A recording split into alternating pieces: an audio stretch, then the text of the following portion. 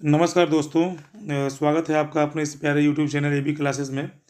जैसा कि आप चैनल पे अगर लगातार बने रहे होंगे तो आपने देखा होगा कि हम लोग क्लास 12th का पॉलिटिकल साइंस का चैप्टर वाइज अध्ययन कर चुके हैं।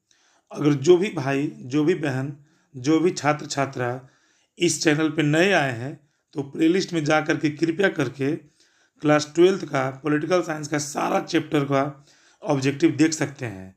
देख ले तो ही आपको बेहतर फायदा होने वाला है।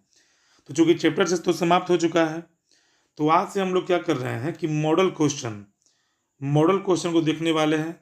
मॉडल क्वेश्चन में होता क्या है कि सभी अध्यायों से कुछ न कुछ क्वेश्चन हमें मिल जाता है, जो परीक्षा के लिए काफ़ी उपयोगी रहता है। हम लोग तैयारी में लगे हुए हैं इंटरमीडिएट परीक्षा फाइनल ईयर का।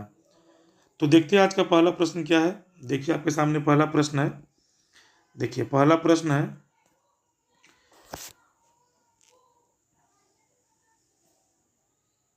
हम लोग इसमें कलर चेंज कर लेते हैं दोस्तों। देखिए पहला प्रश्न है कि किसान बाबू राव को पद्म भूषण कब मिला दोस्तों। किसान बाबू राव को पद्म भूषण कब मिला? आंसर होगा 1992। आप इसे नोट करते चले। अगला प्रश्न है कि सूचना के अधिकार के आंदोलन का प्रारंभ कहाँ से हुआ? आंसर होगा राजस्थान। आप लोग आंसर मिलाते चलें, कितना सही हुआ देखिए। क्योंकि चैप्टर से तो समाप्त हो गया, ये एग्जाम के लिए बहुत ही महत्वपूर्ण है, वेरी वेरी इंपॉर्टेंट। इसे आप ध्यान से देखते रहें, कितना सही हुआ जरूर बताइएगा। पूरा अध्याय तो पढ़ ही लिए हम लोग। चलिए देखिए अगला प्रश्न है कि आर्थिक न्याय का तात्पर्य है। चार ऑप्शन आपके सामने है, देखिए क्या होगा। आंसर होगा इनमें सभी, यानी समाज में बराबरी का प्रयास करना, किसी के पास अमुक संपत्ति न होना, कोई भूखा न मरे। अगला प्रश्न है क्वेश्चन नंबर 4। देखिए क्वेश्चन नंबर 4 है दोस्तों। क्वेश्चन नंबर 4 है कि प्रत्येक ग्राम पंचायत में 50% आरक्षण महिलाओं के लिए कब पारित किया गया? इसका आंसर होगा ए, पंचायती राज अधिनियम 2006 के तहत। अगला प्रश्न है क्वेश्चन नंबर 5 है, दूसरे महायुद्ध के बाद कौन से दो देश महाशक्ति के रूप में उभरे? आंसर होगा यूएसए और रूस, यानी कि ऑप्शन नंबर बी। अगला प्रश्न है अकाली दल के नेता हरचरण सिंह लोंगेवाल के साथ भारत के किस प्रधानमंत्री ने समझौता किया था? आंसर होगा राजीव गांधी। ये अध्याय शायद 8 या 9 में क्वेश्चन था। चलते हैं अगले प्रश्न की ओर। Question number 7। क्वेश्चन नंबर 7 है दोस्तों कि नीति आयोग का क्या उद्देश्य है? चार ऑप्शन आप ध्यान से देखिए, बताइए उत्तर क्या होगा। उत्तर होगा इनमें से सभी। अगला प्रश्न है कि मुंबई के ताज होटल पर आतंकवादी हमला कब हुआ था? आंसर होगा 26 नवंबर 2008। अगला प्रश्न है क्वेश्चन नंबर 9 है। देखिए क्वेश्चन नंबर 9 है कि सोवियत व्यवस्था के निर्माताओं ने निम्नलिखित में किसको महत्व नहीं दिया? आंसर बताएं। आंसर होगा ए, निजी संपत्ति की समाप्ति। चलते हैं अगले प्रश्न की ओर। क्वेश्चन नंबर 10 है। क्वेश्चन नंबर 10 है दोस्तों कि किस गुट निरपेक्ष सम्मेलन में नई अंतर्राष्ट्रीय आर्थिक व्यवस्था स्थापित करने का प्रस्ताव किया गया? आंसर होगा 1973 के एल्जीरिया सम्मेलन में। अगला प्रश्न है कि भारतीय राष्ट्रीय कांग्रेस की स्थापना कब हुई थी? आंसर होगा 1885। ये तो क्वेश्चन आप लोगों का बिल्कुल सही होना चाहिए। अगला प्रश्न है कि प्रथम आम चुनाव में निम्नलिखित में से किस प्रांत में कांग्रेस को पूर्ण बहुमत नहीं हुआ था? जी हाँ दोस्तों, आंसर होगा ए, उड़ीसा। अगला प्रश्न है, इसको आप देखिए ध्यान से। क्वेश्चन नंबर 13 है। देखिए क्वेश्चन नंबर 13 है दोस्तों कि भारत की पूर्व राष्ट्रपति प्रतिभा देवी सिंह पाटिल क्रम के हिसाब से कौन सा स्थान की राष्ट्रपति बनी है? आंसर होगा 13वां। अगला प्रश्न है क्वेश्चन नंबर 14 है, ध्यान दीजिएगा। क्वेश्चन नंबर 14 है कि धारा 370 का संबंध किस प्रदेश से है? आंसर होगा Jammu Kashmir, option number D. अगला प्रश्न है कि 5 सूत्री कार्यक्रम की शुरुआत किसके द्वारा की गई? बताइए। आंसर होगा पंडित नेहरू। अगला प्रश्न है,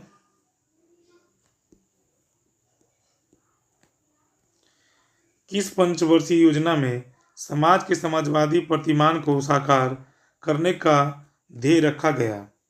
आंसर होगा दूसरी पंचवर्षीय योजना। अगला प्रश्न है कि नेहरू की गुटनिरपेक्षता की नीति का सबसे पहले परीक्षण कब हुआ? जी हाँ दोस्तों, सबसे पहले परीक्षण कब हुआ? आंसर होगा 1950 में कोरिया की लड़ाई में, यानी ऑप्शन नंबर ए। अगला प्रश्न है, भारत ने किस देश के साथ संधि की जिसकी प्रस्तावना में पंचशील के सूत्र रखे हुए हैं? आंसर होगा चीन के साथ। अगला प्रश्न है कि मैकमोहन रेखा कहाँ है? मैकमोहन रेखा है अरुणाचल प्रदेश में। अगला प्रश्न है दोस्तों, प्रधानमंत्री लाल बहादुर शास्त्री ने किस समझौते पर हस्ताक्षर किए? आंसर होगा ताशकंद समझौता। चलते अगले प्रश्न की ओर। अगला प्रश्न है, भारत ने पहला सफल परमाणु परीक्षण कब किया? आंसर होगा 1974। तो आपको बताना है कि भारत ने दूसरा परमाणु परीक्षण कब किया था। अगला प्रश्न दोस्तों, क्वेश्चन नंबर 22। हम लोग टोटल 60 क्वेश्चन करने वाले हैं, 60 क्वेश्चन। भारत ने किस संधि पर हस्ताक्षर किए? आंसर होगा 22 का ए, पाक्षिक परीक्षण प्रतिबंध संधि। अगला प्रश्न है क्वेश्चन नंबर 23। क्वेश्चन नंबर 23 है दोस्तों कि भारत को किस संस्था में पूर्ण संवादी का स्थान प्राप्त है? आंसर होगा एशियाई क्षेत्रीय मंच। सभी क्वेश्चन को नोट करके याद करें। मॉडल सेट में थोड़ा कठिन क्वेश्चन तो रहता ही है, जैसा कि आप देख भी रहे होंगे, आपको थोड़ा कठिन लग भी रहा होगा। भारत ने दूसरा सफल परमाणु परीक्षण कब किया? देखिए अभी क्वेश्चन पूछे थे ना, आंसर होगा 1998। मेरा गला जरा बजा हुआ है दोस्तों। अगला प्रश्न है, इंदिरा गांधी ने किस समझौते पर हस्ताक्षर किया था? इंदिरा गांधी ने किस समझौते पर हस्ताक्षर किए? आंसर होगा, ध्यान दीजिएगा, इसका उत्तर आप बताइए कि क्या होगा। चलिए बता देते हैं, डी 1972 का शिमला समझौता। अगला प्रश्न है कि एशियाई क्षेत्रीय मंच का संबंध किस संगठन से है? आंसर होगा आसियान। चलते हैं अगले प्रश्न की ओर। अगला प्रश्न है, किस पंचवर्षीय योजना में सबसे पहले गरीबी हटाओ के कार्यक्रम को विशेष स्थान दिया गया? आंसर होगा 5वीं योजना। बोलने में काफ़ी तकलीफ हो रहा है, क्या करें पढ़ाना तो जरूरी है ना। अगला प्रश्न है, 1971 के चुनाव में कांग्रेस को लोकसभा में कुल कितने स्थान मिले? आंसर होगा डी 352। चलते हैं अगले प्रश्न की ओर। अगला प्रश्न है दोस्तों, गरीबी हटाओ के नारे में किस चुनाव में अपना चमत्कारी प्रभाव दिखाया? या यूं कह सकते हैं गरीबी हटाओ का नारा इंदिरा गांधी ने किस चुनाव में दिया था? तो इसका आंसर होगा दोस्तों 1971 का मध्यावधि चुनाव। आप इसे देखिए ध्यान से। अगला प्रश्न है, अखिल भारतीय कांग्रेस का विभाजन किस वर्ष हुआ? आंसर होगा 1969, यानी कि ऑप्शन नंबर सी। अगला प्रश्न है कि विश्वास प्रस्ताव के आधार पर सर्वप्रथम किस प्रधानमंत्री को त्याग पत्र देना पड़ा? आंसर होगा ए, मोरारजी देसाई। चलते हैं अगले प्रश्न की ओर।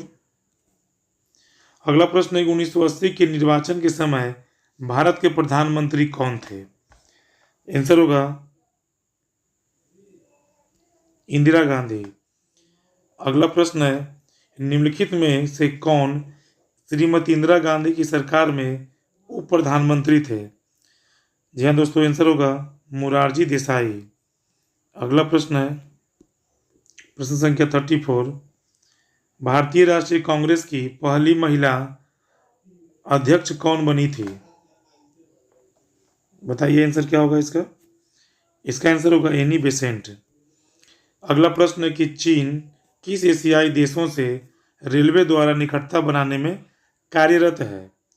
आंसर होगा नेपाल। अगला प्रश्न है किसी गैर सरकारी संगठन को तदर्थ मान्यता कौन दे सकता है? आंसर होगा महासचिव।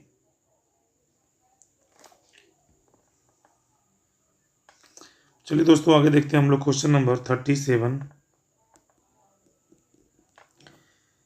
नंबर क्वेश्चन है 1945 में संयुक्त राष्ट्र संघ की स्थापना हुई, उसका मौलिक सदस्य कौन था?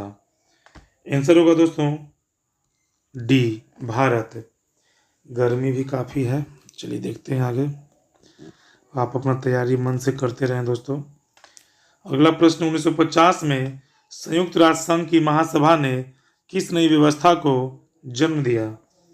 आंसर होगा शांति स्थापना, ऑप्शन नंबर सी। अगला प्रश्न है महासचिव वान की मून किस राष्ट्र के नागरिक हैं? आंसर होगा सी दक्षिण कोरिया। आपको बताना है कि वर्तमान समय में यूएनओ के महासचिव कौन है दोस्तों? यूएनओ के महासचिव वर्तमान समय में कौन है? चलते हैं अगले प्रश्न की ओर। क्वेश्चन नंबर 40 है, ध्यान दीजिए। क्वेश्चन नंबर 40 ध्यान से देखिएगा और इसका उत्तर बताने का प्रयास कीजिएगा। आंसर देखिए, ध्यान दीजिए। संयुक्त राष्ट्र संघ के चार्टर में किस व्यवस्था को स्थान दिया गया? आंसर होगा सामूहिक सुरक्षा को। अगला प्रश्न है दो महाशक्तियों की भूमिका ने कौन सी स्थिति पैदा की जिससे तीसरा महायुद्ध घटित न हो सका? आंसर होगा आतंक का संतुलन। अगला प्रश्न दोस्तों क्वेश्चन नंबर 42 है। क्वेश्चन नंबर 42 है किस संधि ने परमाणु परीक्षणों को पूर्णतया वर्जित किया? आंसर होगा सी व्यापक परीक्षण प्रतिबंध संधि। अगला प्रश्न है शांति हेतु एकजुट हो जाओ योजना का प्रस्ताव किसके द्वारा दिया गया है? प्रस्तावक कौन था? तो आंसर होगा डीन अचेसन। अगले प्रश्न की ओर चलते हैं। अगला प्रश्न है, ध्यान दीजिएगा। अगला प्रश्न दोस्तों उपनिवेशवाद पदबंध किसने गढ़ा या किसने कहा? आंसर होगा 44 का सी घाना के एन क्रुमाह ने। अगला प्रश्न है निशस्त्रीकरण आयोग की रचना कब हुई थी? इसका आंसर होगा 1952। चलते अगले प्रश्न की ओर। अगला प्रश्न है नक्षत्र युद्ध कार्यक्रम किस देश ने बनाया?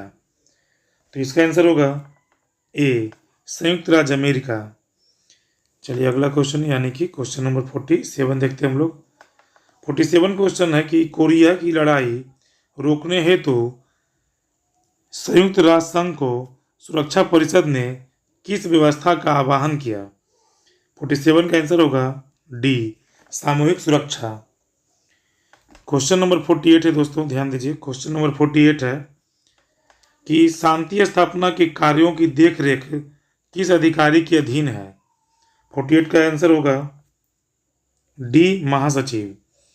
अगला प्रश्न है कि शांति निर्माण की विधि का प्रयोग सबसे पहले कहाँ हुआ? तो 49 नंबर का आंसर होगा सी कांगो के गृह युद्ध में। इस वाले मॉडल सेट में विश्व पॉलिटी से ज़्यादा क्वेश्चन है। अगला प्रश्न देखते हैं कि किसमें किसी एक राष्ट्र पर हुआ आक्रमण सभी राष्ट्रों पर आक्रमण समझाते हुए सामना किया जाता है? तो 50 का आंसर होगा बी सामूहिक सुरक्षा। अगला प्रश्न है कि विश्व में सबसे अधिक सशस्त्र संघर्ष कहाँ होते हैं? 51 का आंसर होगा ए अफ्रीका के सहारा मरुस्थल के दक्षिणवर्ती देशों में। चलते अगले प्रश्न की ओर। Question number 52। अगला प्रश्न है कि निम्नलिखित में कौन नाटो का सदस्य नहीं है? नाटो का मेंबर कौन नहीं है इनमें से? तो इसका आंसर होगा बी भारत। अगला प्रश्न है कि 1992 के पृथ्वी शिखर सम्मेलन में निश्चित किया गया, 4 ऑप्शन आपके सामने, आंसर बताइए क्या होगा? आंसर होगा सी सभी राज्य पर्यावरण के प्रदूषण को रोके तथा जैव विविधता बनाए रखे। 54 नंबर क्वेश्चन है दोस्तों कि क्योटो प्रोटोकॉल के अंतर्गत राज्यों का दायित्व है कि, बताइए आंसर क्या होगा। आंसर होगा ए, विषैली गैसों की मात्रा सीमित की जाए। अगला प्रश्न है 54 यानी कि 55 नंबर क्वेश्चन, मात्र 5 क्वेश्चन और रह गया है। क्वेश्चन है दोस्तों कि कौन सा बिंदु अन्ना हजारे के कार्यक्रम में नहीं है। तो आंसर होगा इसका डी, महिलाओं का सबलीकरण होना। अगला प्रश्न है कि क्षेत्रीय दलों के उदय का सबसे बड़ा कारण क्या है। तो आंसर होगा इसका ए, कांग्रेस के नेतृत्व का पतन। चलते हैं अगले प्रश्न की ओर। क्वेश्चन नंबर 57 है, सुंदरलाल बहुगुणा का नाम किस आंदोलन से जुड़ा है। आंसर होगा चिपको आंदोलन। अगला प्रश्न है कि अखिल भारतीय किसान कांग्रेस की स्थापना किसके द्वारा की गई थी। तो 58 का होगा सी, सरदार पटेल। ऐसे हमें ये भी लग रहा है, आप कमेंट में जरूर बताइएगा, यही भी होना चाहिए। देखिएगा जरा, बताइएगा आप लोग क्या होगा आंसर। 59 नंबर का आंसर देखिए, ध्यान दीजिए। 59 नंबर क्वेश्चन है, किसने कहा कि महिलाओं को सार्वजनिक क्षेत्र में काम करने का अधिकार नहीं है।